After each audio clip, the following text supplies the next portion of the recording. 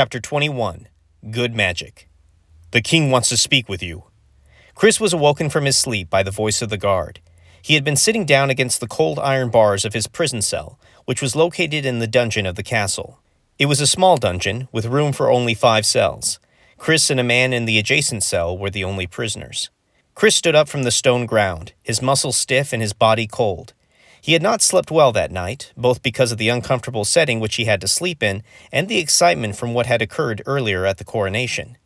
Chris had foresaw the fact that his actions would send him to prison, but he had not foreseen the great confidence he would feel in confronting Lord Renier. Chris was shocked by the reality that the whole experience of standing up to the most powerful man in the land had not frightened him at all. Even still, he was not feeling cocky or overzealous. With a single word, Renier could have him executed. Whether he was afraid of it or not, death was never more than a minute away.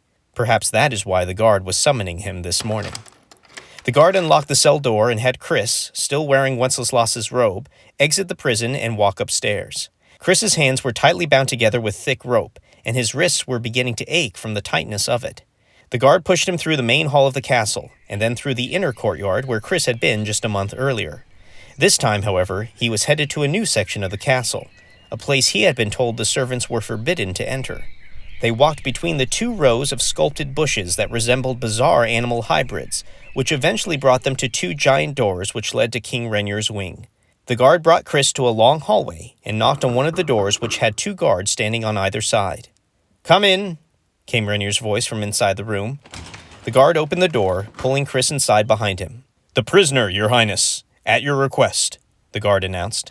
"Thank you," Renier replied, staring out the window at the overcast sky. The sun had just risen, but the heavy cloud cover kept the land in darkness. Renier turned around. "You may leave us," he said to the guard simply. The guard nodded and exited the room, closing the door behind him. "Rain is coming," Renier stated, sitting down at a large desk by the window that faced Chris.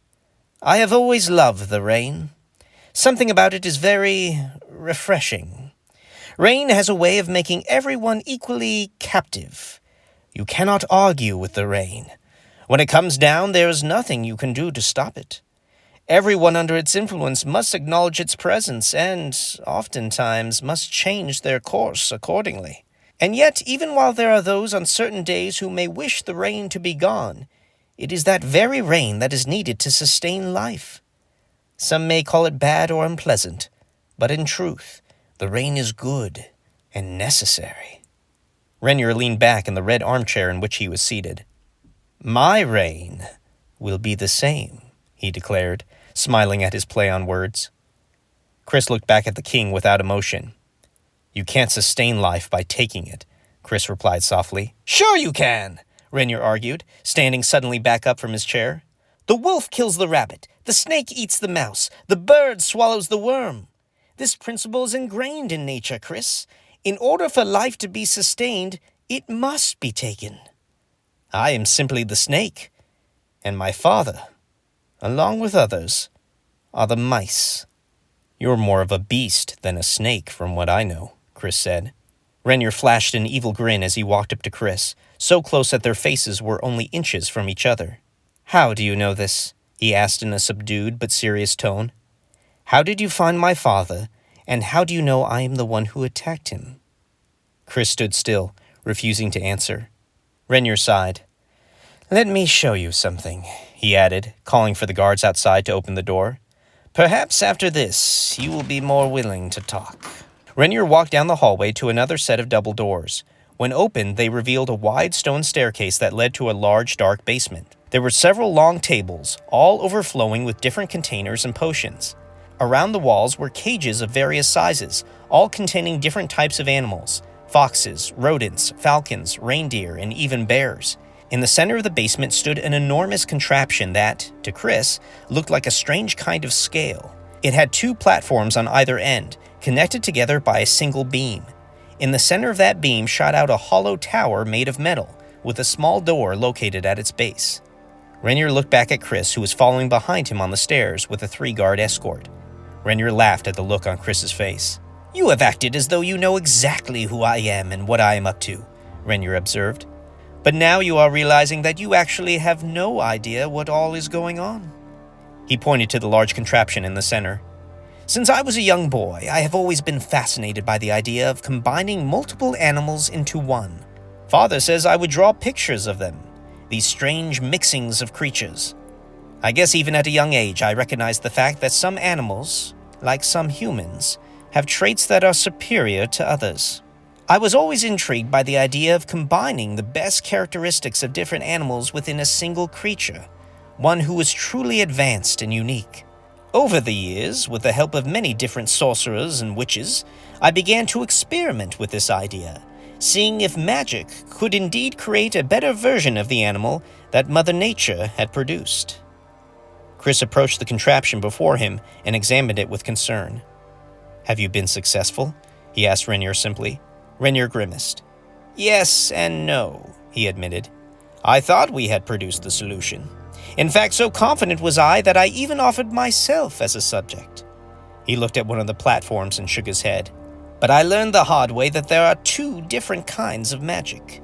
A simple mind would merely label them good and bad, or light and dark, but I see it more as weak and strong.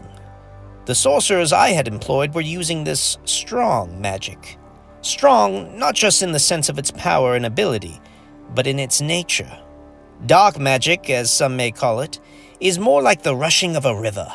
It cannot be controlled, at least not without great effort and minimal success. When harnessed, this kind of magic is indeed very powerful, but it can quickly become dangerous and unpredictable." Renier looked up at the tower rising from the contraption. Chris did the same and noticed that the roof above it was built to be retractable. "Your beast persona. It is the result of this kind of magic?" Chris observed. Renier gave a small nod. "The river I tried to control swallowed me up and spat me out," he confessed. "But my goal from the start had been to transform into a more powerful version of myself. And indeed, I had succeeded in that sense." He looked down at his wounded hand. "Still, I began to wonder about this other kind of magic, the one which I see as weak but which others label as good." "Why would you seek this magic if you believe it is weak?" Chris asked with puzzlement. "Oh no, not weak in its power. In fact, you could argue it is the stronger of the two," Renier explained. "Weak in its nature, in its ability to resist the control of another. I could not handle the dark magic, for it would not obey my command. But the other magic is more easily persuaded, more obedient to the wielder." "Where do you find this kind of magic?" Chris questioned. Renier once again approached his prisoner and smiled. "You tell me, Kris Kringle." Chris stood there with a furrowed brow, not knowing what the king expected him to say. "You mentioned something yesterday when you so rudely interrupted my coronation ceremony," Renier reminded him. "You said you had seen elves." Chris began to feel very uncomfortable. Though he was unsure exactly what Renier was getting at, he suddenly felt a deep concern for his friends in the forest. "Yes, and then you mocked me," Chris recalled. Renier laughed. "Indeed I did. But even then I could sense you were telling the truth. In fact, I was hoping you were. This good magic that I seek is found most prominently in one race of creature. Elves. Now, according to our history, these elves once lived among men, but long since and forevermore separated themselves from us. Until, it seems, the time you and my father found them." Chris took a deep swallow, trying to prepare himself for the question he knew was coming. Renier looked Chris directly in the eyes and spoke firmly. "Where did you find them?" Chris did not respond. "Where are the elves?" he shouted. Still, no answer was given. Renier clasped his hands together angrily and raised them in front of his face. "Very well," he concluded with a voice that was soft but irritated. "You can choose when you will no longer talk, but remember that I get to choose when you no longer live. Perhaps another long night in the dungeon will make you reconsider your silence." 2 guards carried Chris back up the stairs, with one staying behind in the basement with King Renier. "You had said last night that someone saw him in the village?" Renier said to the guard. "Yes, Your Highness," the servant confirmed. "He was seen entering the home of one Jack Frost, who delivers ice to the castle." Renier looked up at the doors through which Chris had just been carried away. "Well then," he decided, See to it that this Frost makes a special delivery to the castle this afternoon, and then bring him to me.